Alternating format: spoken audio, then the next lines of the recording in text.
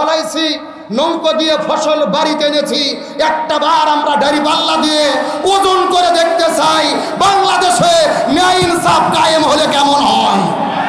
সুতরাং আজকের প্রোগ্রামের শেষ কথা, সব দল দেখা শেষ, জামাত ইসলামের নেতৃত্বে আগামীর হবে বাংলাদেশ। কারা কারা রাজি দুটো হাত আল্লাহকে তুলে দেখা। আমার নেতা তোমার নেতা বিশ্বনবী মুস্তাফা।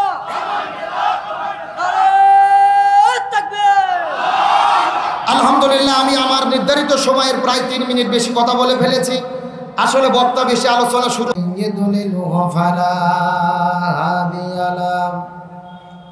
ونشهد أن لا إله إلا الله وحده لا شريك له ونشهد أن محمدا عبده ورسوله فقد قال الله تعالى في كلامه المجيد وفي فرقانه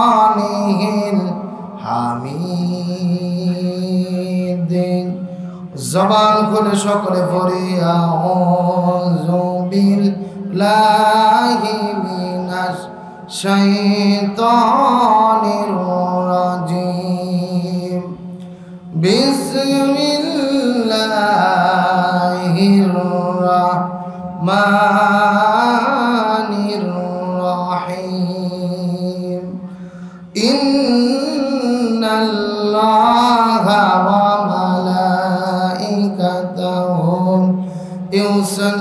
يصلون على النبي يا أيها الذين آمنوا صلوا عليه وسلموا تسليما اللهم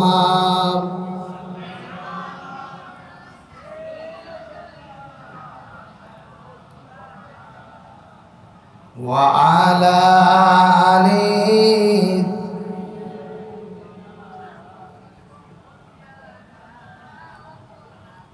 সাইদ ভাইয়ের মা, মুগ্ধ ভাইয়ের মা, মালিক ভাইয়ের মা, রুহানি ভাইয়ের মা, তোমরা বড়ই ভাগ্যবতী, আনলে ধরাই দিনের জ্যোতি। সালাম জানাই তোমায় ফেরেশতা, সালাম জানাই তোমায় ফেরেশতা। সাইদ ভাইয়ের মা, মুগ্ধ ভাইয়ের মা, মালিক ভাইয়ের মা, রুহানি ভাইয়ের মা, তোমরা বড়ই ভাগ্যবতী, আনলে ধরাই দিনের জ্যোতি।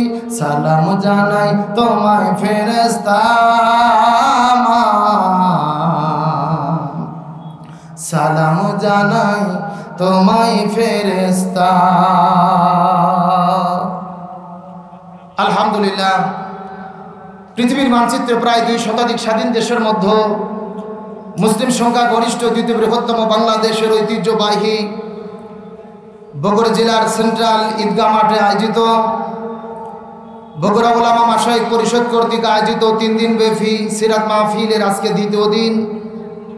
সম্মানিত সুযোগ্য সভাপতি বিশিষ্ট আলেমে দ্বীন হযরত মাওলানা আলমগীর হোসাইন, উপস্থিত রয়েছেন আজকের অন্যতম বিশেষ অতিথি বিশিষ্ট আলেমে দ্বীন শত শত আলেমের ওস্তাদ হযরত মাওলানা আব্দুল হালিম বেগ, উপস্থিত রয়েছেন প্রধান অতিথি বিশেষ অতিথি আমার সামনে উপস্থিত দিনদার পরেশগার ইমানদার মুত্তাকি ভাইরা, সকলের প্রতি শ্রেণী মোতাবেক শুভেচ্ছা জ্ঞাপন করে এই মুহূর্তে জানতে চাচ্ছি আপনারা সকলে কেমন আছেন।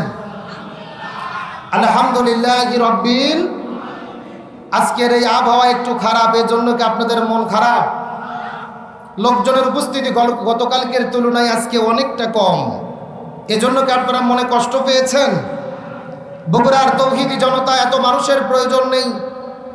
মানুষের মতো মানুষ হলে, ইমানদারের মতো ইমানদার হলে বদরের প্রান্তরের 313 জন সৈনিক যথেষ্ট। আরেকটু জোরে বলেন। তার কারণ বদরের প্রান্তরে মুসলমানদের সৈন্য সংখ্যা কত ছিল? 313, আর কাফিরদের সংখ্যা ছিল 1000। কিন্তু জয়লাভ করেছে কারা? মুসলমানেরা। তার মানে বোঝা গেল যুগে যুগে মুসলমানদের বিজয় কোনো সংখ্যাধিক্যের ফলে হয় না, মুসলমানদের বিজয় হয় ঈমানের শক্তিতে। সেই বদরের প্রান্তরের মুসলমানদের মতো সাহাবীদের মতো ঈমানের স্পিড নিয়ে আলোচনা শুনতে কি রাজি আছেন? লোক আছেন 500, কিন্তু সাউন্ড দিতে হবে 5000 মানুষের। রাজি আছেন ইনশাআল্লাহ? লিল্লাহি তাকবীর। হয় নাই, কেবল 60% সাউন্ড হলো, এখনো 40% বাকি আছে। সবাই একটু গলা কাকার দান তো দেখে। লিল্লাহি তাকবীর, লিল্লাহি তাকবীর। সম্মানিত উপস্থিত হাজিরিন, অনেক ওলামায়ে কেরাম, অনেক বক্তা, অনেক আলোচক, মঞ্চে যতগুলো আলেম বসে আছেন আমার ওস্তাদ সমতুল্য। আসলে বক্তাদের সামনে কথা বলাও কঠিন, আবার আলোচনা ভালো করাও কঠিন, মন খুলে কথা বলাও কঠিন। শত শত ওলামায়ে কেরামের প্রোগ্রাম, আমি এখানে ভূমিকায় কোনো কথা বলতে পারবো না। সরাসরি শর্টকাটে কিছু কথা আপনাদের মধ্যে বলে দোয়া চেয়ে আমি বিদায় নিয়ে চলে যাব। প্রথম নম্বর কথা হলো, আজকের এই যে 3 দিন ব্যাপী সিরাত প্রোগ্রাম হচ্ছে, আপনারা যারা মাহফিলের পোস্টার দেখেছেন, হ্যান্ডবিল দেখেছেন, শুধুমাত্র এই পোস্টারে 3 দিন ব্যাপী প্রোগ্রামের 46 জন বক্তার নাম লেখা আছে। জোরে বলেন কয়জন? তারপরে সভাপতি, বিশেষ অতিথি, প্রধান অতিথি, ওনারাও তো আলেম, ওদের হিসাব বাদই দিলাম। আমি একটা কথা পরিষ্কার করে বলতে চাই, এই 46 জন বক্তার প্রয়োজন হতো না, শত শত আলেমের প্রয়োজন হতো না, যদি 2009 সালের মতো এই মাঠে আমরা কোরআনের ফাঁকি আল্লামা সাঈদীকে উপস্থিত করতে পারতাম। তিনি শুধুমাত্র শত শত শ্রোতা নয়, হাজার হাজার শ্রোতার তিনি মনের খোরাককে যোগাতেন। কিন্তু মনে বড় কষ্ট, দেশ আমরা নতুন করে স্বাধীন করেছি, আমরা নিঃশ্বাস ছাড়ছি, কথা বলতে পারছি। আমাদের প্রিয় ভাই আমির হামজা ফিরে এসেছেন, রফিকুল ইসলাম মাদানী ফিরে এসেছেন, আল্লামা মামুনুল হক ফিরে এসেছেন, কিন্তু আমাদের মনে দুঃখ এবং আক্ষেপ, আমরা কোরআনের ফাঁকি আল্লামা সাঈদীকে মুক্ত ফিরে দেখতে পারি না। আজকে এই কোরআনের ফাঁকি আল্লামা সাঈদীকে যদি আমরা সরাসরি মুক্ত দেখতে পারতাম, হয়তোবা বাংলাদেশের ইতিহাস চেঞ্জ হয়ে যেত। ওই কোরআনের ফাঁকি আল্লামা সাঈদী তার বক্তব্যের ভেতরে যেই ভবিষ্যৎবাণীগুলো করে গেছেন, বর্তমানে বাংলাদেশের সঙ্গে শতভাগ তার ভবিষ্যৎবাণীগুলো মিলে যাচ্ছে। আল্লাহু আকবার বলেন। 2009 সালে সর্বশেষ মাহফিল করেছিলেন কোরআনের ফাঁকি। আল্লামা সাঈদী রাহিমাহুল্লাহ বলেছিলেন, এমন একটা সময় আসবে, এই জালেম আওয়ামী লীগের এমন একটা দুর্দিন আসবে, তারা পালানোর জন্য ইঁদুরের গর্ত খুঁজে পাবে না। আজকে লক্ষ্য করুন কোরআনের ফাঁকির ভবিষ্যৎবাণী। আমেরিকা ভিসা দেয় নাই, লন্ডন ভিসা দেয় নাই, এমনকি যেই ভারতের জন্য, যেই স্বামীর জন্য দেশকে বিক্রি করে দিয়েছে, আজকে সেই দেশেও তার জায়গা হচ্ছে না। তার মানে বোঝা যায় কোরআনের পাখি যা যা বলেছে 100% বক্তব্যগুলো কার্যকর হয়ে যাচ্ছে। সুতরাং আমরা দোয়া করি কোরআনের পাখি শহীদ আল্লামা সাঈদী রাহিমাহুল্লাহকে আল্লাহ তাআলা জান্নাতের পাখি হিসেবে কবুল করুক, বলেন আমিন। সম্মানিত উপস্থিত হাজিরিন, সময় খুবই কম। এই যে 16 বছর ধরে এই বাংলাদেশে যে জুলুম এবং অত্যাচার চলেছে, স্বৈরাচার শেখ হাসিনার সরকার বাংলাদেশে যা যা করেছে, আমরা কোরআন খুলে দেখতে পাচ্ছি আবু জেহেল 1400 বছর আগে যা যা করেছিল, এই স্বৈরাচার বাংলাদেশে ঠিক তাই তাই করেছে। এখন প্রশ্ন করবেন, হুজুর দলিল? দলিল পবিত্র কোরআনুল কারীমের সূরা আনফালের 30 নম্বর আয়াতের দিকে লক্ষ্য করেন। আল্লাহ সুবহানাহু ওয়া তাআলা বলেন, ওয়াইদ ইয়ামকুরু বিকাল্লাযিনা কাফারু। হে রাসূল, আপনি দেখবেন যারা কাফির, ইয়ামকুরু শব্দটি মুজারের সিগা, বর্তমান, ভবিষ্যৎ, প্রেজেন্ট, ফিউচার আল্লাহ রাব্বুল আলামিন বর্ণনা করে বলেন, হে রাসূল আপনি লক্ষ্য করে দেখবেন আবু জেহেল আপনার বিরুদ্ধে ষড়যন্ত্র করতেছে। কিয়ামত পর্যন্ত যারা আবু জেহেল হবে তারাও আপনার বিরুদ্ধে ষড়যন্ত্র করবে। রাসূল বললেন, আল্লাহ আমাদের বিরুদ্ধে হকের পক্ষে, কোরআনের পক্ষে যারা থাকবে তারা কি কি ষড়যন্ত্র করবে? আল্লাহ বললেন ষড়যন্ত্র হবে 3টা। চিৎকার করে বলা যাবে কি কয়টা? আরো জোরে বলেন। রাসূলের বিরুদ্ধে আবু জেহেল দারুন নাদওয়া সংসদের ভেতরে তিনটা আইন জারি করেছিল ইসলাম এবং রসুলের বিরুদ্ধে। তার মধ্যে প্রথম নম্বর আইন ছিল কোরআনের হক কথা বলবি। ওই আব্দুল্লাহর ছেলে মুহাম্মদ, তার বিরুদ্ধে প্রথম নম্বর আইন হলো লিইউসবিতুকা, তাকে তোমরা জেলখানার মধ্যে বন্দী করো। আমার নবী বিশ্ব নবীজিকে 3.5 বছর পর্যন্ত শিবে আবু তালিব নামক জেলখানার মধ্যে বন্দী করে রাখা হয়েছিল। আর বাংলাদেশের আবু জেল হাসিনা এই দেশের হাজারো আলেমদেরকে বছরের পর বছর জেলে বন্দী করে রেখেছে। আরো জোরে বলেন, তারা তৈরি করছে আয়না ঘর। জোরে বলেন, কি ঘর? আরে ভাই, অক্সফোর্ড ডিকশনারির মধ্যে সার্চ দেওয়া আয়না ঘর খুঁজে পাওয়া যায় না। আমার বন্ধুগণ, মুসলমান ভাইরা গভীর মনোযোগ। 1 নম্বর আইন করলো তারা জেলখানার মধ্যে বন্দী করে দাও। 2 নম্বর আইন করলেন জেলখানার মধ্যে বন্দী করার পরে যদি দিনের পথ থেকে, ইসলামের পথ থেকে, কোরআনের পথ থেকে ফিরানো না যায়, 2 নম্বর আইন হলো একটু লোকা, প্রয়োজনে তাদেরকে হত্যা করে জমিন থেকে বিদায় করে দাও। এই বাংলার জমিনে আমরা লক্ষ্য করে দেখেছি, ইমানের কথা বলার কারণে, সত্য কথা বলার কারণে, ইসলামী আন্দোলন করার কারণে কত ইসলামী আন্দোলনের বীর সিপাহীদের গলার ভেতরে ফাঁসির দড়ি ঝুলাইয়া শহীদ করে দেওয়া হয়েছে।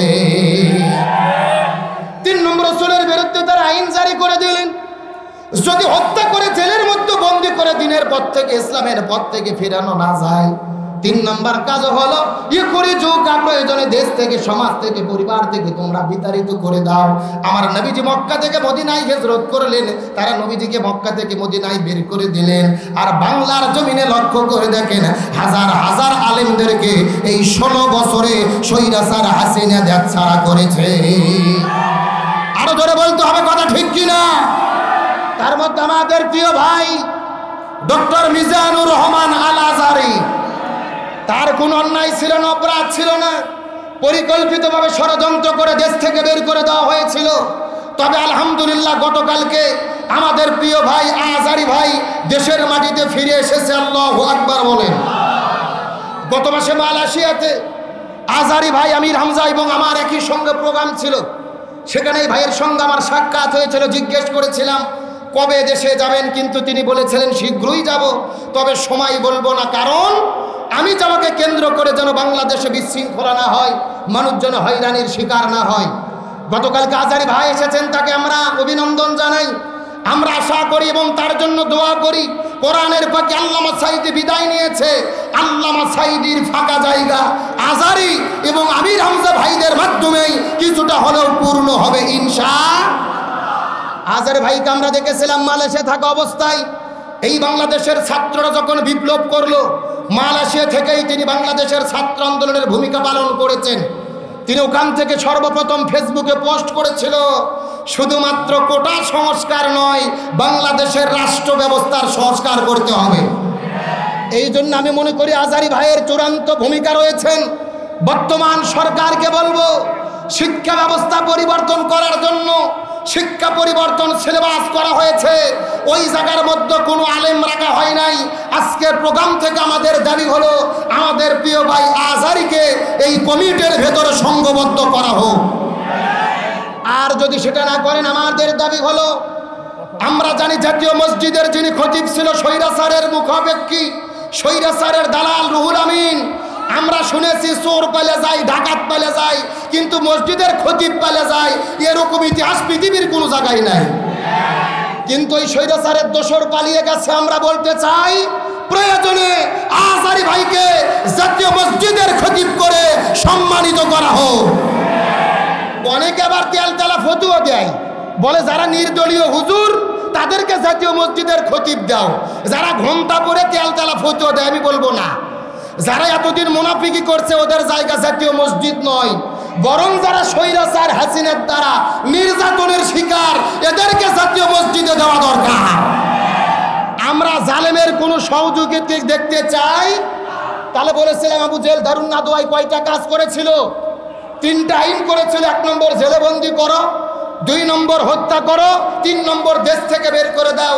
আমরা কোরআন খুলে দেখতে পাচ্ছি 1400 বছর আগে আবু জেল যা করেছে, এই বাংলাদেশের স্বৈরাচার একই কাজ এই জমিনের মধ্যে করেছে। তিনি মূলত ভারত থেকে এসেছিলেন এই বাংলাদেশে এজেন্ট হয়ে ইসলামকে ধ্বংস করে দেওয়ার জন্য। আমরা দেখেছি শিক্ষা ব্যবস্থার ভেতর থেকে কোরআন সুন্নাহর শিক্ষাকে বাদ দিয়ে আপনার বান্দরের শিক্ষা ঢুকে দেওয়া হয়েছিল।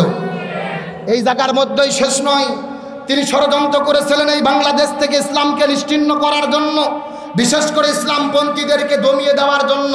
এবং তিনি টার্গেট করেছিলেন বাংলাদেশের সবচেয়ে শক্তিশালী পাওয়ার হলো বাংলাদেশ জামাত ইসলামী। এটা আমাদের বলতে কোনো ভয় নেই, কোনো দ্বিধা নেই। বাংলাদেশে ইসলামপন্থী যত দল রয়েছেন, ভারতের দেওয়া ফর্মুলা তাদেরকে নিশ্চিহ্ন করতে হবে। কিন্তু আল্লাহর কোরআন বলেছেন, ইউরিদুনা লিইউতফিউ নূরাল্লাহি বিআফওয়াহিহিম ওয়াল্লাহু মুতিম্মু নূরিহি ওয়ালাউ কারিহাল কাফিরুন ওয়ালাউ কারিহাল মুশরিকুন। কাফির মুশরিকেরা চায় তাদের মুখের ফুৎকার দিয়ে এই জমিন থেকে আল্লাহর দ্বীনকে নিশ্চিহ্ন করে দিতে, কিন্তু আল্লাহ তাআলা বলে না, আমার ওয়াদা, আমার ঘোষণা, এই জমিনে আমি আমার দ্বীনকেই প্রজ্বলিত করব। আল্লাহু আকবার বলেন। আজকে আল্লাহর এই কোরআনের দিকে, আয়াতের দিকে লক্ষ্য করেন। তারা জামাত ইসলাম, ইসলামী আন্দোলনকে নিষিদ্ধ করতে চেয়েছিল, কিন্তু আল্লাহর কি খেলা, আজকে অঘোষিতভাবে তারাই বাংলাদেশ থেকে নিশ্চিহ্ন হয়ে গেছে। আজকে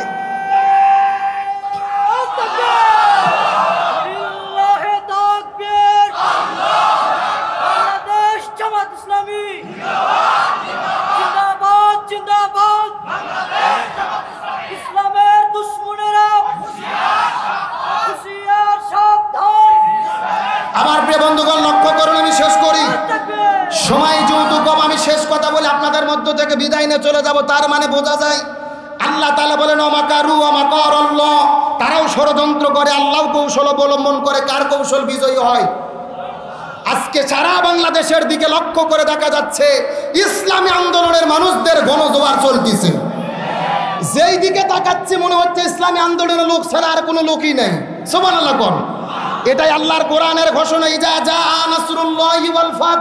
আল্লাহর পক্ষ থেকে যখন সাহায্য বিজয় আসবে, ওয়ারাইতান নাস ইয়াদখুলুনা ফি দীনিল্লাহি আফওয়াজা, লক্ষ্য করে দেখতে পারবে হাজার হাজার দলে দলে মানুষেরা দ্বীনের দিকে ধাবিত হবে। আল্লাহু আকবার বলেন। এই বাংলাদেশে আমরা দেখেছি আমাদের প্রিয় সংগঠন শহীদ কাফেলা ইসলামী ছাত্র শিবিরের ভাইদেরকে বলা হয়েছে জঙ্গি। তারা বলেছে শিবির মানে হলো রক কাটা। কথা কন না কেন? এখন আমি বলতে চাই, বগুড়ার জনতা, আপনারা কি শিবিরের কোনো ভাইকে কখনো রক কাটতে দেখেছেন? বগুড়াই বলে শিবির রক কাটে। আজিজুল হক কলেজে যে জিজ্ঞেস করা হলো শিবির কোথায় রক কাটছে, বলে বগুড়াই না রাজশাহী কাটে। রাজশাহীতে যে জিজ্ঞেস করা হলো শিবির কোথায় রক কাটে, ওরা বলতেছে রক রাজশাহীতে কাটে না, সিলেটে কাটে। আর তদন্ত করে দেখা গেল শিবির রক কাটে না। 99% বাংলাদেশের পত্রিকা খুললে দেখা যায় রক কাটে ছাত্রলীগের সন্ত্রাসীরা। তার মানে বোঝা যায় ছাত্র জনতাকে যে ভুল বোঝানো হয়েছে, জঙ্গি বলে তাদেরকে ট্যাগ লাগানো হয়েছে। ট্যাগ আর বাংলাদেশের মুসলমানেরা খায় না। তোমরা যেই স্লোগান দিয়ে রাজাকার বলে দেশের মানুষকে স্তব্ধ করে রেখেছিল, ওই স্লোগান দিয়েই দেশ আবার নতুন করে স্বাধীন হয়েছে। আমরা সুস্পষ্ট করে বলতে চাই, শিবিরের ভাইরা রক কাটার ট্রেনিং দেয় না, সন্ত্রাসের ট্রেনিং দেয় না। শিবিরের ভাইরা ছাত্র জনতার কাছে কোরআন সুন্নাহ ইসলামী সাহিত্য তুলে দেয়। প্রত্যেকটা ছাত্রের হাতের ভেতরে তারা ব্যক্তিগত রিপোর্ট তুলে দেয়।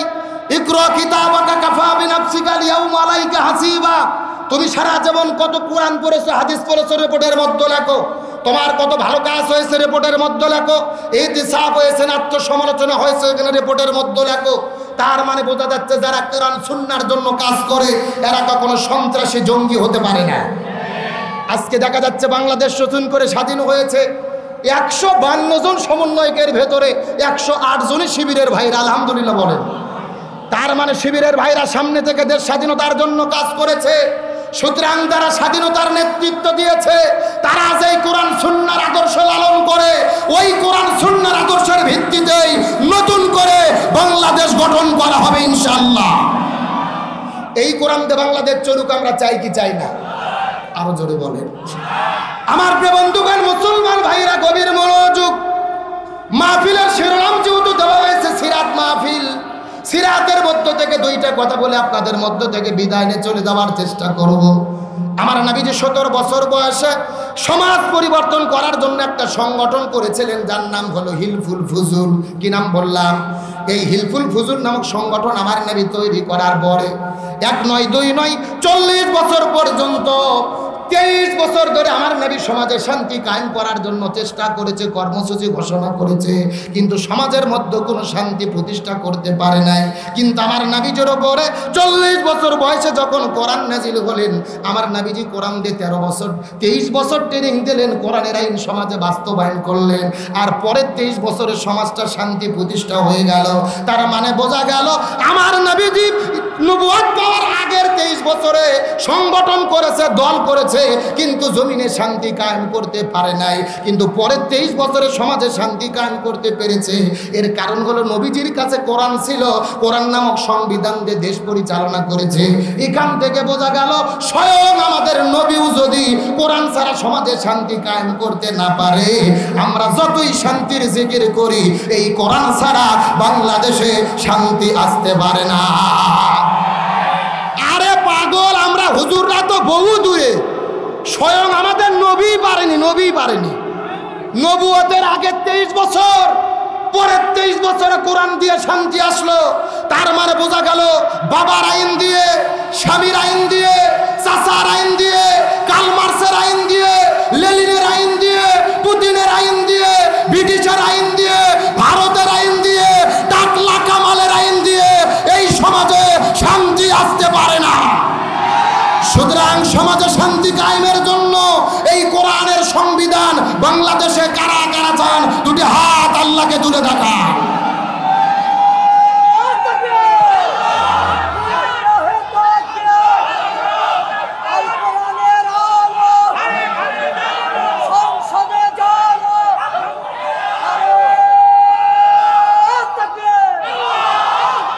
আমার প্রিয় বন্ধুগণ, মুসলমান ভাইরা, গভীর মনোযোগ। আমাকে স্লিপ দেওয়া হয়েছে শেষ করার জন্য, তবে একটা কথা বলে আপনাদের মধ্য থেকে বিদায় নিয়ে চলে যাব। আমরা নবীজির সিরাত মানতে এসেছি। আমার নবীজি মক্কা থেকে মদিনায় হিজরত করার পরে মদিনা নামক একটা রাষ্ট্র গঠন করলেন, আর আমার নবী হলো রাষ্ট্রপতি। তার মানে ইমানদার মুসলমানদেরকে নবীজির তরিকায় রাষ্ট্রপতি হতে, জোরে বলেন হতে। আমার নবীজি 10 বছর মদিনা নামক রাষ্ট্র কোরআন দিয়ে পরিচালনা করেছে। তার মানে আমাদেরকেও সমাজ, ব্যক্তি, পরিবার, রাষ্ট্র কোরআন দিয়ে পরিচালনা করা লাগবে।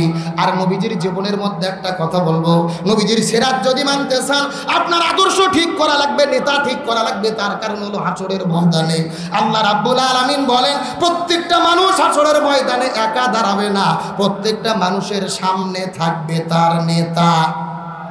সামনে থাকবে কে? আল্লাহ তাআলা সূরা বনী ইসরাঈলের ৭১ নম্বর আয়াতের মধ্যে বলেন, ইয়াউমা নাদু কুল্লা উনাসিম বিইমামিহিম, প্রত্যেকটা মানুষের সামনে হাসরের ময়দানে তা থাকবেন। এই বাংলাদেশে এতদিন যারা আওয়ামী লীগ করেছেন, লক্ষ্য করেন, উদাহরণটা ভালো করে মাথার মধ্যে ঢোকানোর চেষ্টা করবেন। ওই হাসরের ময়দানে প্রথম যারা আওয়ামী লীগ করেছে বাংলাদেশে, প্রথম থাকবে বঙ্গবন্ধু শেখ মুজিবুর রহমান, তারপরে থাকবে স্বৈরাচার শেখ হাসিনা, তারপরে থাকবে ওবায়দুল কাদের, তারপরে থাকবে আওয়ামী লীগ দলের অন্যান্য নেতাকর্মীরা।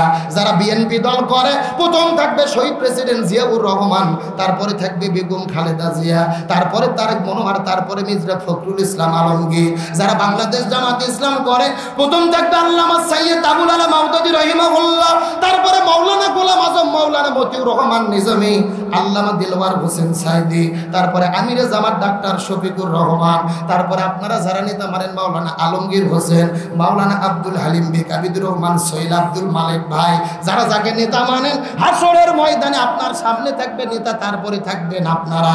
কিন্তু হাসরের ময়দানে যদি দেখা যায় এই জমিনের মধ্যে এমন নেতাকে মেনেছেন যার মাথার মধ্যে টুপি নাই, মুখের মধ্যে দাড়ি নাই, শরীরের মধ্যে আদর্শ নাই, দলের মধ্যে কোরআন সুন্নাহর বিধান নাই, সংবিধান নাই, তার মানে বোঝা গেল আমি কোরআন হাতে নিয়ে আপনাদের বলে গেলাম, আমি নিজে চোখে দেখতে পাচ্তেছি আপনারা ধরা খাইয়ে বসে আছেন। এ কথা কোন? এই জন্য নেতা মানা শুধু দুনিয়ার নয়, আখিরাতের বিষয়। আলহামদুলিল্লাহ, আল্লাহর শুকরিয়া, আমরা একটা নেতা পেয়েছি বর্তমানে বাংলাদেশের জীবন্ত আল্লাহর ওলি আমিরে জামাত ডাক্তার শফিকুর রহমান, যিনি মানবতার ফেরিওয়ালা, দেখলে কলিজাটা শীতল হয়ে যায়, কথা শুনলে অন্তর শীতল হয়ে যায়। আল্লাহ যদি চাই, আলহামদুলিল্লাহ, সামনে তিনি শুধুমাত্র আমিরে জামাত নয়, তিনি বাংলাদেশের আমির হবে ইনশাআল্লাহ। একটা কথা শেষ করে দেই, আমরা নাঙ্গল দিয়ে জমি চাষ করেছি,